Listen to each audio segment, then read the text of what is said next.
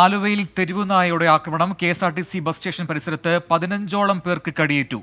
നായയ്ക്ക് പേവിഷബാധയുള്ളതായാണ് സംശയം. നായ്ക്കായി നാട്ടുകാർ തെരച്ചിൽ നടത്തുകയാണ്. അശ്വിൻ പാലാഴി കൊച്ചിയിൽ നിന്ന് ചേരുന്നുണ്ട് കൂടുതൽ വിവരങ്ങളുമായി. അശ്വിൻ, ഈ കടിയേറ്റവർക്ക് അവരുടെ പരിക്ക് സാരമുള്ളതാണോ?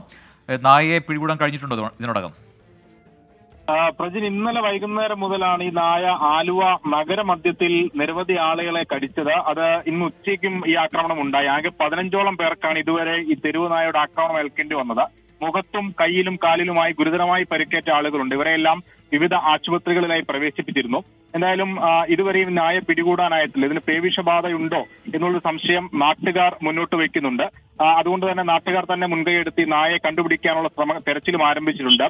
ഇന്നലെ മുതൽ ഈ ആലുവ നഗരസഭയിൽ ഇതുമായി ബന്ധപ്പെട്ട പരാതി നൽകിയെങ്കിലും ഇതുവരെ ആരും ഇടപെട്ടില്ല എന്നൊരു പരാതി കൂടി അവർ മുന്നോട്ട് വെക്കുന്നുണ്ട്. എന്തായാലും നാട്ടുകാർ തന്നെ മുന്നിട്ടിറങ്ങി നായയ്ക്ക് വേണ്ടിയുള്ള തെരച്ചിൽ ഇപ്പോഴും തുടരുകയാണ്. ശരി, അശ്വിൻ പാലാഴിയാണ് വിവരങ്ങൾ നൽകിയത്.